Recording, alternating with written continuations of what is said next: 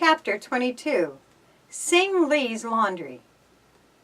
Mrs. Faraday went out from room to room of Old Mansion, examining the paintings. In the parlor she found one which she declared was an original, but all the others were cheap imitations. The Comstocks were employed to protect my portraits, she declared bitterly. This is the way they betrayed my trust. I don't wonder you were indignant, Penny said. How valuable were the paintings? At a conservative estimate, $30,000. Where are the Comstocks now? They should be somewhere in the house, replied Penny. As she spoke, the kitchen door slammed. A moment later, Laura Blair came into the room. Oh, I'm glad to see you, Penny, she declared. I was just talking with Gregory Keene outside the house. He tells me there no longer is any need for me to remain here. Penny presented the girl to Mrs. Faraday and then asked quickly, Laura, what's become of Mr. and Mrs. Comstock? Why, they should be in their rooms. I'll run up and see. And please call Mr. Keene, the detective, Mrs. Faraday requested. Within a minute or two, Laura came back downstairs, followed by Gus Comstock and his wife. The couple had no intimidation of what was in store. Entering the parlor, they stopped short. Mrs. Faraday examined Anna Comstock. You ought to have written us you were coming. Such information would have been a convenience to you, I'm sure, the woman responded grimly. We've been doing the best we could here, Gus Comstock muttered, avoiding his employer's steady gaze. Whatever they tell you, it ain't true. It is unnecessary for anyone to tell me anything, Mr. Comstock. I have a very good pair of eyes. What have you done with my beautiful paintings? Your paintings, stammered Mrs. Comstock. Why, they're here. I dust 'em every day like you told me to do. Don't try to pretend, Mrs. Faraday said sternly. You have sold my original portraits and substituted these cheap, gaudy imitations. That ain't so, Gus said sullenly. Then what has become of those pictures? We don't know anything about it, the man insisted. These are the same ones you left here when you went away. Mrs. Faraday had lost all patience with the couple. Very well, she said. We will see how far that attitude gets you with the police. The police, Mrs. Comstock exclaimed fearfully. You won't have us arrested? Before Mrs. Faraday could answer, Gregory Keene, summoned by Laura, came into the room. Penny quickly explained the situation to him. A hard smile played over the detective's lips as he took a paper out of his pocket. This will add another charge to your growing list, Comstock, he said significantly. You were slated for arrest anyway. I turned the case over to the police this morning, and they sent out a warrant. I'll have them take you both to the judge. Don't arrest us, pleaded Mrs. Comstock. We've been cooperating every way we can. Sorry, said the detective with a shrug. You'll have to come along now, unless you prefer to have the police haul you away in a patrol wagon. No, no, no, Mrs. Comstock cried. We'll go now. But it ain't fair. We didn't mean to get into trouble. We only wanted to make a little money. So you did sell the paintings, interposed the detective. No, we didn't, snapped Gus. Come on, let's get started if we have to go. Penny, Laura, and Mrs. Faraday stepped out on the porch as Gregory Keene led Mr. and Mrs. Comstock to the car. They were not the only spectators. Next door, Xing Li, leaning against the laundry building, watched with interested eyes. As Gus was entering the car, he turned and saw the Chinese man. An expression of rage came over his face. He opened his lips as if to make some angry accusation, and then, closing them firmly again, stepped into the automobile. Xing Li smiled, and with a shrug disappeared into the laundry. The car drove away. Perhaps I was too harsh upon the Comstocks, Miss Faraday commented. "No, you weren't," replied Penny. "As a matter of record, Mr. and Mrs. Comstock are involved in far more serious a matter than the theft of paintings. Since the police had been notified, I may as well take you to room 7 and tell you the entire story." "The door is locked," Laura informed. "But I know where Gus Comstock keeps his master keys. I'll go get them now." Returning with it in a moment later, she led Penny and the visitor upstairs to the bedroom. Mrs. Faraday was horrified when she learned that 3 persons had disappeared while sleeping in the chamber. "Oh, this is shocking," she exclaimed. "Perhaps the police will blame me because I'm the owner of the house." "It's fairly evident you could have had no part in the affair," Penny smiled. "However, I did hope you might be able to throw light on a mystery. This is the first I have heard about it.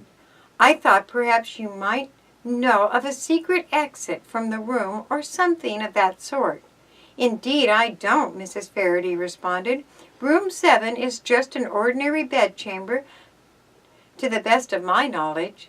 Penny unlocked the door, and they went inside. Immediately, Miss Faraday's gaze focused upon the 4 massive paintings. "Imitations, I suppose," remarked Penny. "No, they are not even copies. I've never owned anything like that in my life. And to think of placing 4 of them on one wall! It's queer to say the least," Penny said. "I wonder." However, she did not reveal the thought which had entered her mind. Mrs. Faraday could contribute nothing to an explanation of the mysterious disappearance from the room, so after a casual inspection the door was locked once more. Leaving the visitor to chat with Laura, Penny drove on to Mudcat Joe's cottage. There she learnt that Jerry Livingston was considerably improved, although his mind was still far from rational. He had recovered consciousness and had taken a little food, but as yet was unable to sit up. Dr. Hornsley had called, stating that by late afternoon the reporter could be moved to a hospital. "Has Jerry talked?" Penny inquired of the nurse as they were together for a moment in the kitchen. "He jabbers constantly, but nothing he says makes sense." "Poor Jerry," sighed Penny. "Would you mind sitting with him for a few minutes while I fix myself a bit of breakfast?" the nurse requested. "Oh, of course. I'll be glad to do that." Penny went into the adjoining room and sat down at the bedside. Jerry lay motionless, but she thought his color seemed improved. His breathing was even now. Penny knew that she should not try to arouse the patient, but she could not refrain from leaning close and whispering, "Jerry, Jerry, do you know me? It's Penny." The reporter's eyes fluttered open, and he gazed at her for a moment with an expression which seemed almost normal. "Bright Penny," he muttered. The girl could not be sure whether or not he had recognized her. Certainly her words had aroused a chain of association in his crippled mind. She leaned forward and said softly, "Jerry, what happened? Can't you remember? Was it something about a houseboat?" "Houseboat," he repeated thickly. "Moving wall." He began to roll restlessly, and Penny was afraid to ask another question. She was relieved of her duties at the bedside a few minutes later when the nurse came back. After returning to the car, Penny sat there for a while thinking. She dared to hope that Jerry actually had recognized her. He had really been trying to tell her something. "A houseboat. A moving wall," she repeated to herself. "The two have no connection." Since first she had viewed room 7, Penny had been haunted by a vision of the 4 grotesque portraits which hung on the wall east side of the room. A suspicion constantly lurked in her mind that somehow those paintings had a relation to the mystery. Mrs. Faraday's information that the portraits had never had belonged to her added to that conviction. The photograph which Jerry snapped on the night of the party was of the same wall, Penny reflected. Dad thought the picture had no value, but I'm not so sure myself. She had not forgotten Sing Lee's mysterious visit to the houseboat lying on the Snark River. Perhaps it was true he had gone there to take food to his Chinese friends. Yet it was possible also that prisoners were held in the unlit room of the boat. Penny had made still another observation. She had noticed Gus Comstock bestow a strange look upon Sin Ling only that morning when the man had been taken away to the police station. Gregory Keene had questioned the Chinese man along with Lim Var, but had learned nothing of value. Neither of the men were considered as suspects in the case. It seems to me that an important clue may have been overlooked, mused Penny. The Chinese laundry adjoins room 7 on the east side. I wish I could get inside Sing Lee's place and look around. Second thought convinced her the plan would be foolish. Yet she knew from past experience that Gregory Keene did not consider her ideas of great weight, and while he listened politely enough, he never followed up on any of the clues that she gave him. It would do her no good to tell the detective what was in her mind. Dad might pay some attention, and then again he might not, she thought. I suppose now that the police have been notified, he'll be ready to crack the story wide open before another newspaper gets it. Penny decided to consult her father, and with this in mind, returned at once to White Falls. During her absence from Old Mansion, Laura and Miss Faraday had become well acquainted. Penny offered them a ride to Riverview, but they both declined. I have decided to remain here in White Falls for at least a few days, said Mrs. Faraday. So many things must be done to the house, and then of course the Comstock case will be coming up. I couldn't bear to stay in a house alone, but Miss Blair has agreed to share the adventure with me. Staying in this house is an adventure, agreed Penny. However, I think you'll be safe enough if you keep away from room 7. Leaving Laura and Mrs. Faraday together, she drove back alone to Riverview.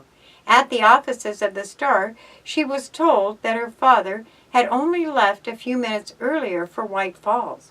Strange I missed him on the road, Penny thought in disappointment. Perhaps it was because he drives like the wind. She returned home for luncheon, announcing to Mrs. Weems that she would drive once more to White Falls. Again? Asked the housekeeper. You'll wear out your tires of your car, Penny. I declare, it seems as if you're always going or coming. I must see Dad, Mrs. Weems. Not wishing to make the drive alone, Penny invited Louise to accompany her.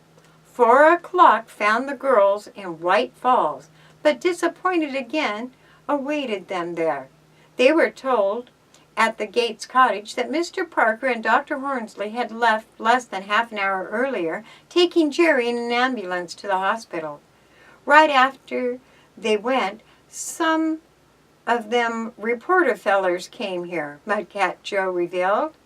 They sure can ask a lot of useless questions. Reporters? Penny asked, alertly. From what paper? Reckon they were from the Times. You don't answer their questions, did you? Sure, I answered 'em, Mudcat grinned. But when they got through, they didn't know more than they did when they started. It's only a matter of time now until the Times has the story, Penny said, looking worried. Oh dear, this case isn't solved, and Dad will miss his scoop. I guess there's nothing we can do, replied Louise. Shall we start back for home again? No, said Penny with a sudden determination. I'm going to try a little stunt of my own, and you must help me, Lou. Do-do-da-do.